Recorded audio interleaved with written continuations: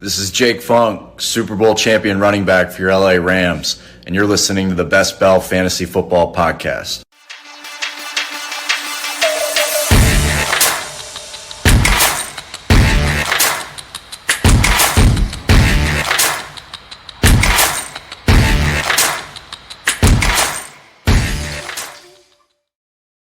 Welcome into episode 48 of the Best Bell Fantasy Football Podcast. I am Bradley Stalder. You can follow me on Twitter at FFStalder. Tonight, I will be recapping my Green Bay Packers projections and doing some comparisons of what ranges you should expect for those Packers players and maybe some surprising takeaways too. But first, I wanted to get into this really awesome Twitter thread that Dwayne McFarland, Billy Muzio, myself, and others got into back on July 30th. So I want to share this with everyone.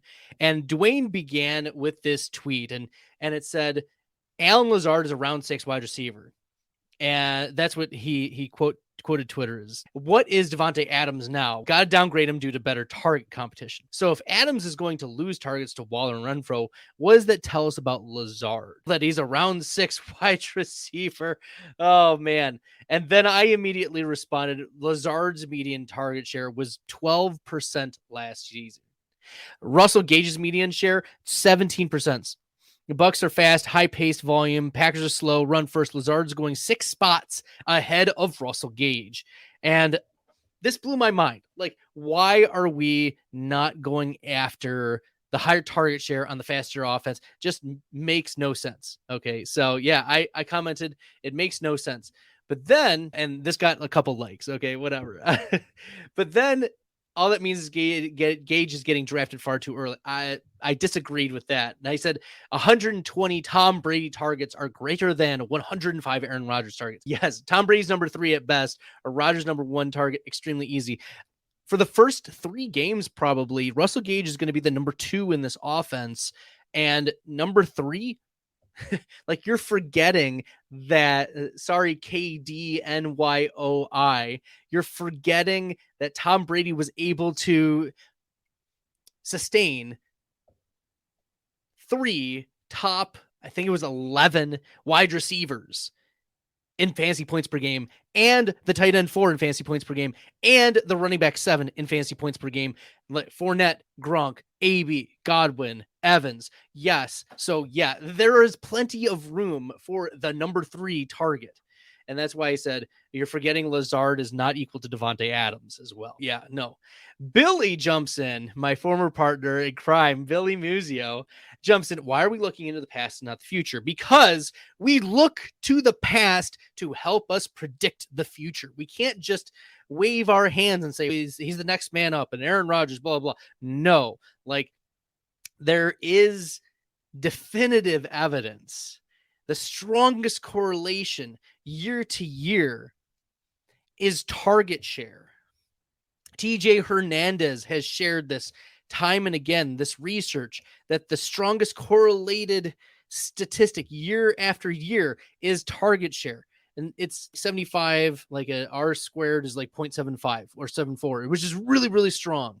For comparison, the R squared for running back yards per carry is like 0.24. So 3 times as large. Now, Abib, who won the FFPC 2 years in a row, he said, I can't get past Rodgers constantly mentioning Lazard. Only one of the few quarterbacks who can elevate subpar talent. But we are also not giving him enough credence to the idea that he can see 8 to 10 touchdowns, big body target with quarterback that's a magician in the red zone. And I don't disagree with Abib here. Abib is pointing out that Lazard's career touchdown rate is really high and that Aaron Rodgers tends to hyper target his main receivers in the end zone. We've seen this with Jordy Nelson. We've seen this with Davante Adams. We've seen this with Robert Tonyan as well when he was healthy. That's why Tonyan was at one point like a top 5 tight end in the NFL because of the touchdowns that Dawson Knox, but still big-bodied end zone type of guy. So Abib lays out some pretty strong arguments here. Aaron Rodgers does elevate subpar players, and the touchdowns are there. And Lazard has a history of being successful in the end zone. And I agreed with him. I said efficiency and touchdowns are a hallmark for Lazard. But in that range, I count 5 wide receivers whose upper range of outcomes are higher than Lazard.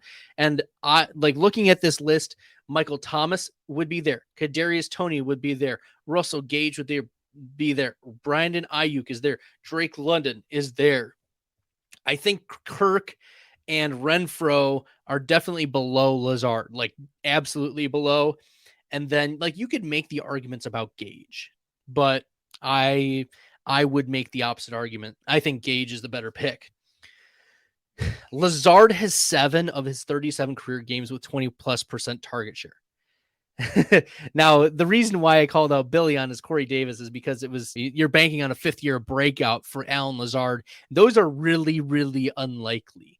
So if you're a betting man, it's just a bad bet. Could it happen? Could Allen Lazard break out this year? Yes, but it's a bad bet. And it's not one I'm making very much. I have 2 or 3% shares of Allen Lazard. Not very much. A lot lower than consensus. Mike Sanda jumps on here. Mike Salmon 62 says his ADP has gotten out of hand. Time to load up was pre-June. So you can see what Mike's sharing here, this data. So the dates and the rounds and the picks and the overall league types, etc., that he's been tracking. So you can take a look that obviously overall, those have been jumping up pretty high, maxing out at June, between the beginning and end of June, and dropped a little bit in July, but not much. Okay. And yes, history doesn't favor someone like him succeeding, but isn't part of the game to try to invest in the outliers. No, it's not. We can invest in players who have a better profile to break out than Allen Lazard. Allen Lazard, like undrafted free agent, does not check the draft box. It took a long time for him to break out. Not a good sign once again. Low target share. That's a bad sign. Yeah, all of that. There are lots of reasons why this is an issue. But Billy, let's see. Better question is, why are we drafting Lazard? So there's a few things. So Abib said I can't get past the touchdowns. Billy mentioned it's if so much as watching. Rodgers on wide receivers. I like the guys we got. And that's been the common theme this offseason. Rodgers, when he's asked, has said, yes, I'm happy with my wide receivers. But I snarkily replied, Rodgers liked Kumro too. Next day, cut. So I was kind of a little snarky there, but it is what it is. And then Trevor hops on at FFCU later, said, okay, so what's the bet here? What are we betting on? Lazard finished better than what? He's 42nd on FFPC mains. He's 45th at NFC. OC is 43 on FFWC. So I'll take action on him finishing 43rd or better. And you're thinking to yourself, like 43rd or better, he's the wide receiver 1 in Green Bay. Like he should be able to outperform that. And looking where he's going. So right now he's wide receiver 38 on Underdog Fantasy.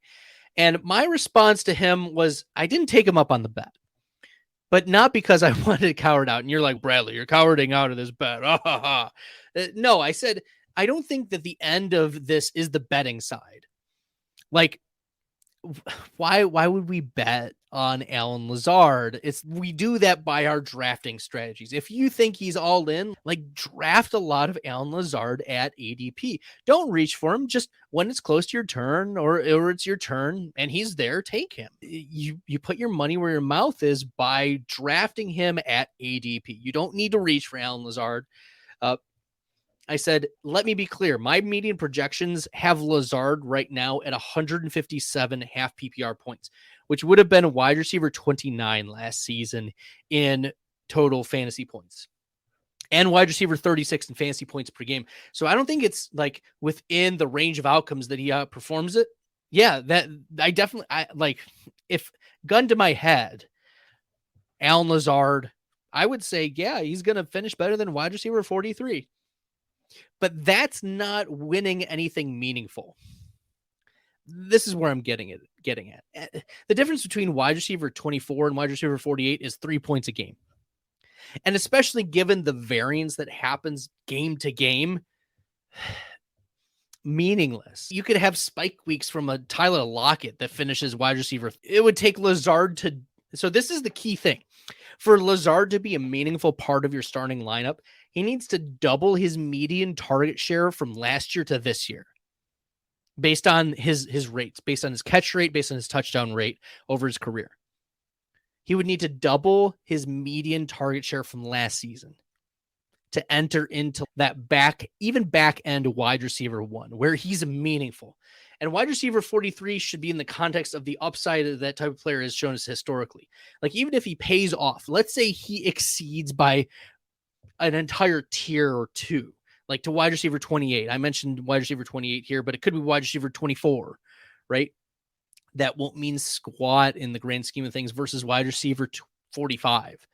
It's the players that jump into that elite tier. And I don't think Allen Lazard has the skills requisite and the draft capital requisite to be able to do that.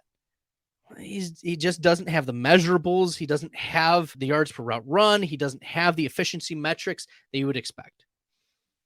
Okay, so I think he liked that.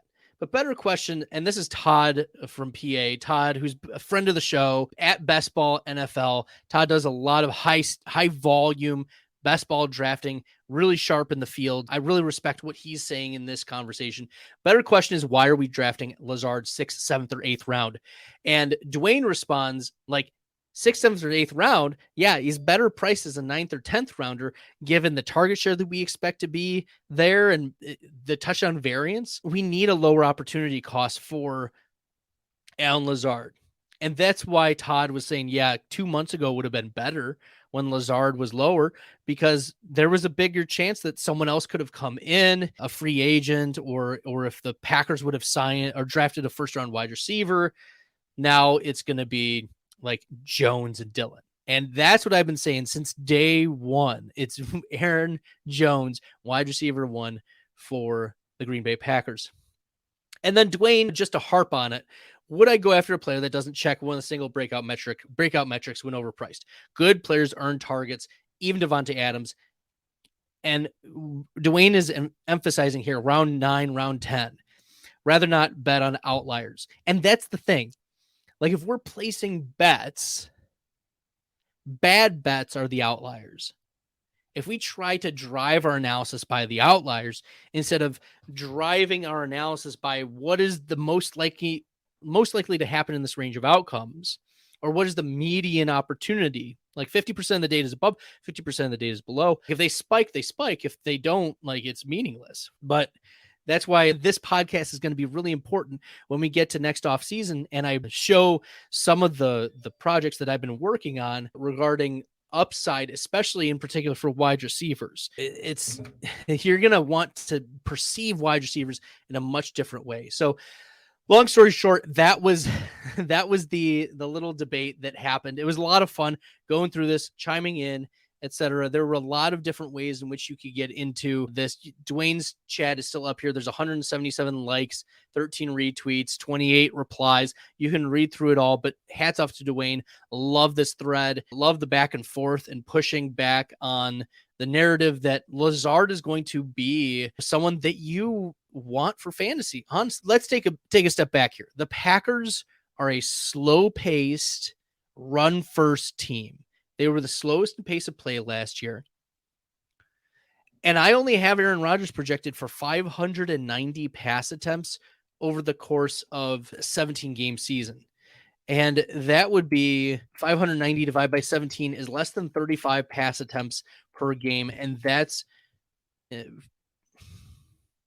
seems like it's high.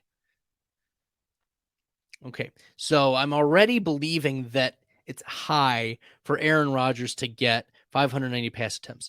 Now, I do believe that he's going to be throwing a lot of touchdown passes, whether it's passing the ball in the end zone to Aaron Jones or passing it to Christian Watson or Allen Lazard or a Robert Tonyan, for instance.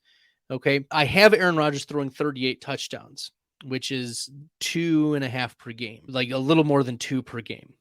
I think there are going to be games where they're really in control, but there are also going to be games where they'll just run the ball down people's throats. The passing rate I have between the two, the passing rate 57%, and therefore the rushing is about 42.5% 43%, which has been over the last 2 years what we've expected from the Packers. But slow pace of play bumps down their total plays to about 1,054. I still expect about a split workload between Aaron Jones and A.J. Dillon. In fact, I give the slight edge to A.J. Dillon, 45% of the rushes, 44% of the rushes to Aaron Jones, 45 to A.J. Dillon. And looking at last year, it was about a split workload. Now, Aaron Jones suffered the MCL injury about week 11, and that's where we saw A.J. Dillon get more carries. But we can anticipate players improving year to year. And because of the loss of Devontae Adams, you could see more of the targets and more of the rushes go to A.J. Dillon being more involved in the offense. To put a bow on Aaron Rodgers, I said 38 touchdowns, 6 interceptions, 1 rushing score, and that puts him at 341 fantasy points, which would put him at quarterback 7, which is where he was last year. Okay. So I don't expect like anything out of the ordinary. I do have him lower, probably about quarterback 11 or 12 in my rankings and projections. But last year he had, 37 passing touchdowns and 4 interceptions. So I think the interceptions go up a little bit. I think the touchdowns, if he plays all 17 games and gets almost all of the passes, that's where he gets the 38. So probably if the 38 was the number, I would take the under there. I don't think he would get to 38, but that's assuming all 17 games. Now, Aaron Jones, I have projected a 16% target share, which is second highest on the team. 99 targets, 70% catch rate, 69 receptions, 485 yards, about 4 receiving touchdowns. That would put him at the 267 half PPR fantasy points. That would put him at about the running back 3 last year in half point PPR. That would be like where Joe Mixon was last year. 10 rushing touchdowns, 4 receiving touchdowns. This is a player who's going to be involved a lot, and they're going to manage his rushing workload, which is why I'm giving a slight bump to A.J. Dillon. A.J. Dillon, I have at 45% of the rushes, 204 total rushing yards, 204 total rushes, 919 rushing yards, 6 rushing touchdowns. I still think that Aaron Jones is going to get a lot of the goal line. That's why I have Jones at 10 rushing scores, A.J. Dillon at 6, and 7% target rate. So last year, A.J. Dillon was involved in the passing game. He had over 30 receptions, and he catches the ball, 80-something% catch rate. So I have him at 286 receiving yards, 2 receiving scores, and 184.7. So about 185 half-point PPR points. That would be the running back 16 last year. Now that's total points. So obviously like it's not going to be a 1-for-1 sort of deal, but that's like getting Javonte Williams level work. If you were thinking about 17 games last season, if I were picking a running back to fill in, if Aaron Jones or A.J. Dillon got hurt, I would lean Kylan Hill. He has some level of draft capital and he has 93rd percentile college target share. And this is a player that tore his ACL, and he made the team last year. He tore his ACL, though, midseason. He's been working his way back. But Tyler Goodson is also in the wings. I will be interested to see the progression of Kylan Hill coming out of the preseason and how Tyler Goodson looks. So between those two, I'll give the edge to Kylan Hill. But Tyler Goodson is someone that you need to be keeping on your radar. Excuse me. All right. Now this is where the fun happens. I mentioned Alan Lazard. the guys over at Fantasy Data have him at about 115 projected targets. I am under that. I only have Lazard for 17% target share. And you're thinking to yourself, but Bradley, why do you have him at only 17? And I mentioned earlier in the podcast, his median target share was 12% last season. To make a jump from 12% to 17% is a 5% jump, but relative to his target share from last season, that's 5 jumped onto 12. 5 out of 12 is about 40%. He would need to increase his median, his middle by 40% from his previous year to get to just even 103 targets, 67 receptions, 786 receiving yards, between 7 and 8 touchdowns is my projection, 7.43 if we really wanted to get precise. But between 7 and 8 touchdowns, 157 fantasy points. As I mentioned, that would be wide receiver 29 last season in total points. The next closest wide receiver I have is Christian Watson, but he now has a knee injury and there's no timeline. This is worrisome for me. Because if we don't have Christian Watson running, then who's going to step up next? And if your answer is Sammy Watkins, you're probably right, and it probably feels gross. But here's the thing. Last season, Sammy Watkins had 5 games of 20% target share for the Baltimore Ravens. Like, that's mind-blowing to me that there were games where Sammy Watkins was involved pretty significantly in the Baltimore Ravens passing game, and then was faded out, right? When Rashad Bateman came back. But Watkins has commanded career target shares in the low 20s almost every single year that he's been healthy. And if Sammy Watkins is healthy and Christian Watson is not, there's deference to the veteran. He's commanded the target share. It makes sense. Sammy Watkins may actually be undervalued right now. Looking at where Sammy Watkins is going right now, he's going wide receiver 80, ADP 181. I think he can outperform wide receiver 80. I think it's definitely within the range of outcomes that Sammy Watkins can do that. So there we go. Yeah, Jose's jumping in. He said, Lazard, not sure at all. I don't have confidence. I don't know if I'm bold enough to say this. All right, here we go. Bold take just for the viewers. I dropped a bold take earlier on Twitter today, and it was that Donovan Peoples-Jones would outscore Amari Cooper. And it's probably closer than what people are saying. I was just feeling spicy. But here's another spicy bold take. Sammy Watkins has more targets on the season than Allen Lazard. That felt gross to say. But if we look at what previous year's target shares have shown us, we're banking on a 5th-year breakout for Allen Lazard, and we're banking on Sammy Watkins like imploding. Sammy Watkins was brought in as a wide receiver, always had a 20+% target share. This is a player that you can't ignore. Sammy Watkins, wide receiver 80. Maybe we need to lean into those veteran wide receivers a little bit more in our projections. Okay, someone just logged off and said, screw you, Bradley. Your spicy takes are too much. It's okay. I save the spicy takes for the live stream here. Looking at the rest of the lineup, Amari Rodgers is not the answer. And I mentioned this in a Fancy Data article that I wrote a year and a half ago, almost 2 years ago, pre-draft. Or actually, it was post-draft. It was post-draft because I knew Amari Rodgers was on the Packers, and I was pissed about it.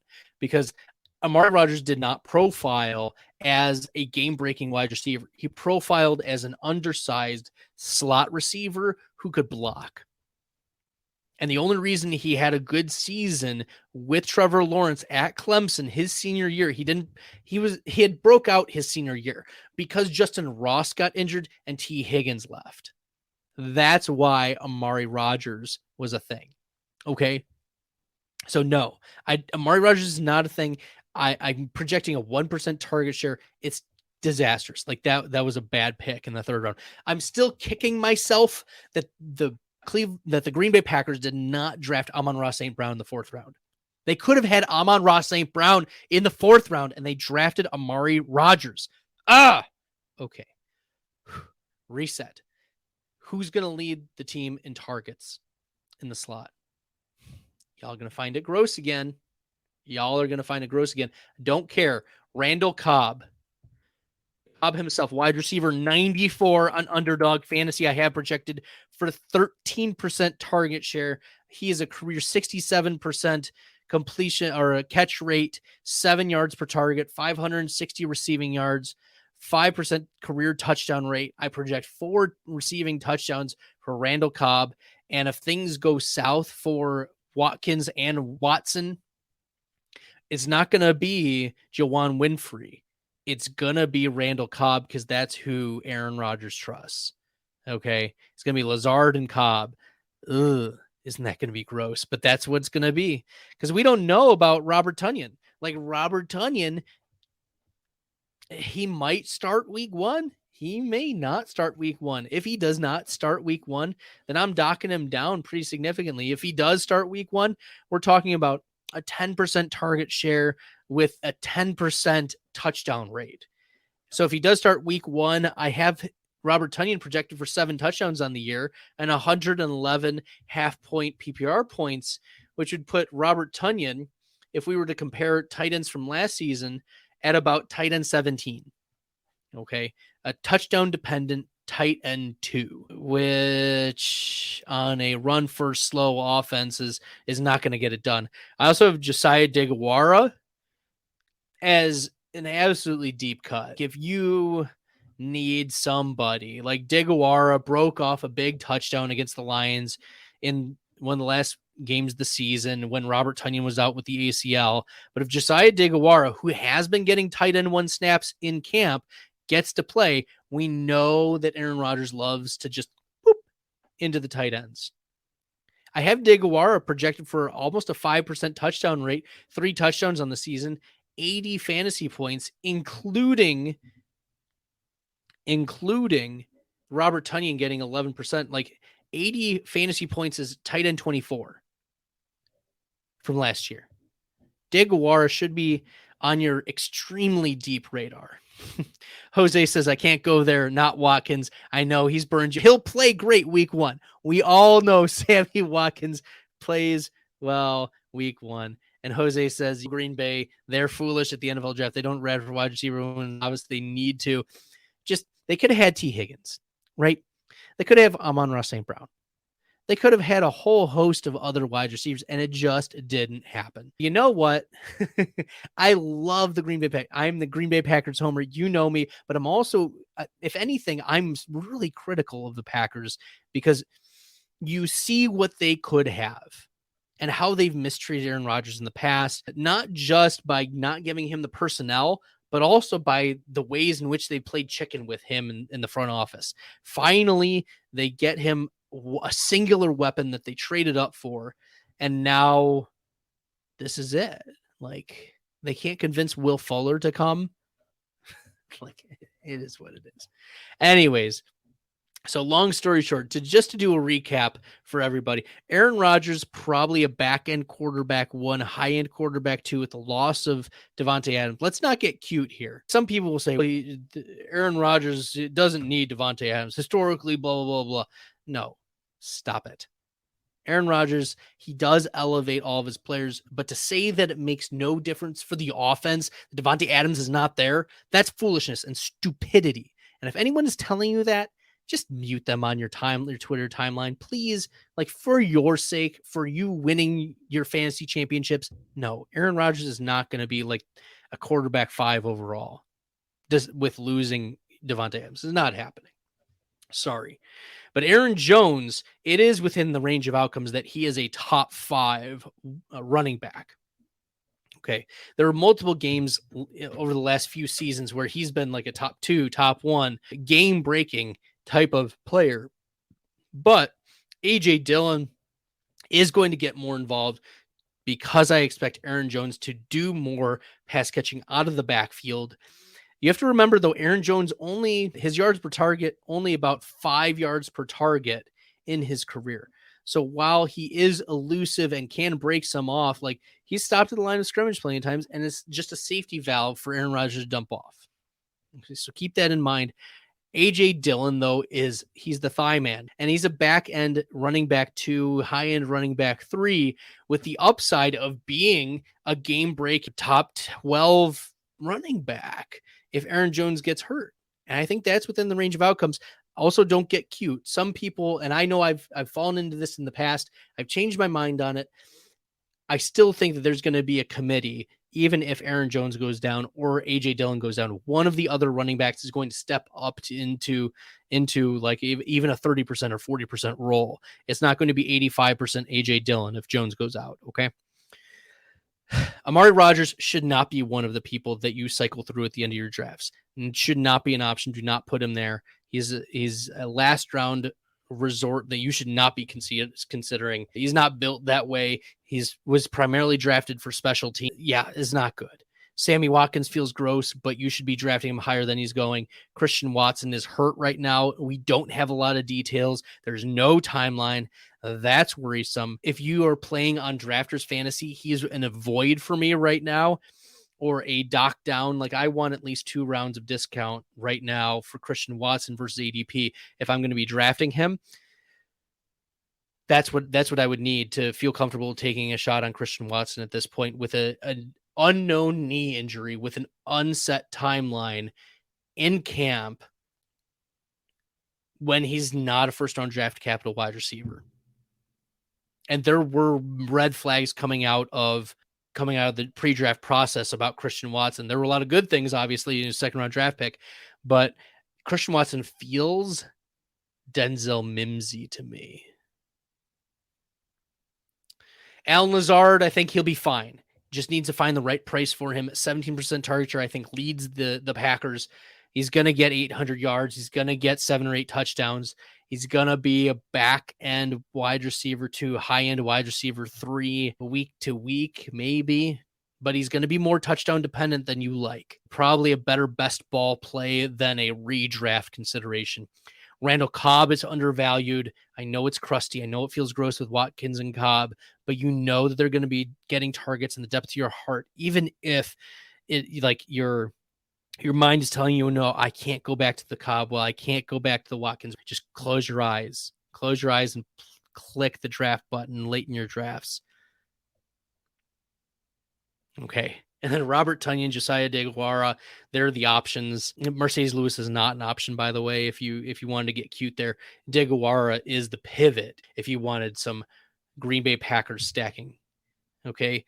Yeah, Dubes. Some people are saying, what about Romeo Dubes? Romeo Dubes flashing, blah, blah, blah, during camp, fine. If you want to jump on the Dubes train, I'm not going to stop you. I don't have a strong opinion one way or the other about Romeo Dubes, just because Romeo Dubes is 4th round draft capital wide receiver, and Billy is really high on him, but I'm not. He's like meh to me. Like, looking at playerprofiler.com, he's Jabbar Gaffney. That's the comp. Average speed, good college target share at Nevada. He's 6'2", 204. But, like, let's take a step back. The beat writers and beat reporters are comparing him to Randall Cobb and Christian Watson and Alan Lazard, and they're not comparing him to Jamar Chase if he's at Cincinnati camp. They're not comparing him to Elijah Moore. They're not comparing him. No. They're looking side by side. These beat reporters are looking side by side at, is it Amari Rogers or is it Romeo Dubes? Of course, Romeo Dubes is going to look better. Amari Rogers is like 5'9", 220. Okay, like, dude is built like an undersized offensive lineman and blocks like an undersized offensive lineman, because that's what he was signed to do. Romeo Dubes is going to be a more polished wide receiver. He played 4 years at Nevada. Okay, of course he's going to look better. I'm not in on the Dubes train. I'm not out on the Dubes train. I put out a tweet a couple days ago, and it was, what is the loudest banging you're hearing at camp that you're ignoring? And one of the commenters put the Romeo Dubes.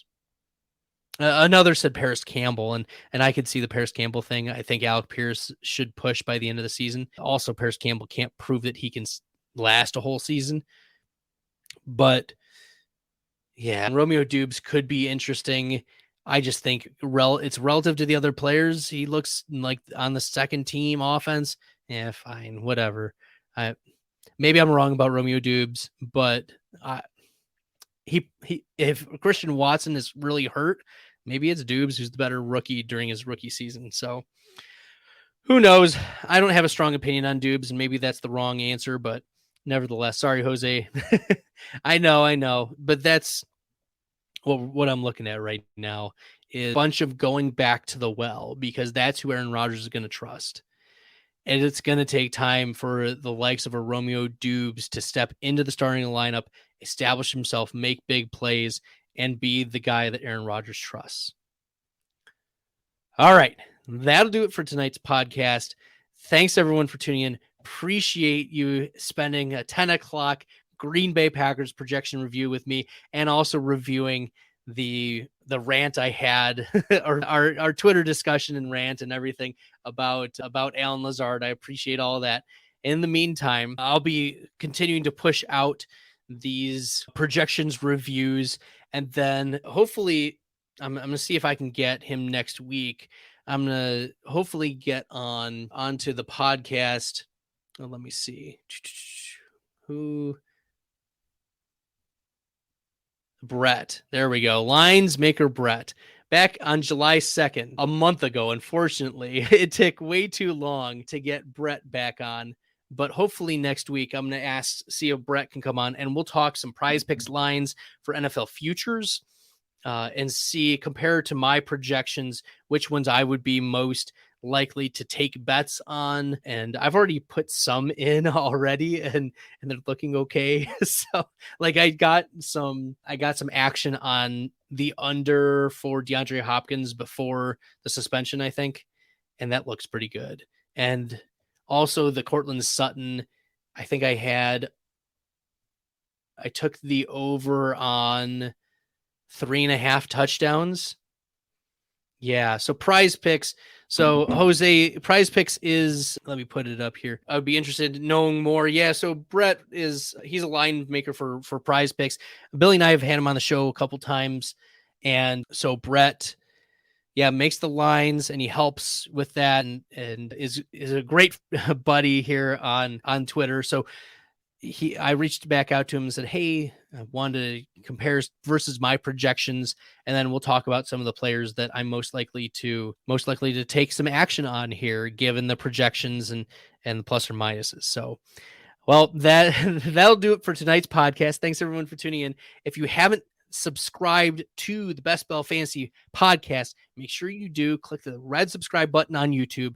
Give a like and 5 stars on Apple Podcasts, iHeartRadio, wherever you listen to your podcast. Appreciate all your support. Thanks to everyone for tuning in. And until next time, good luck in the best ball streets. Go Pack Go.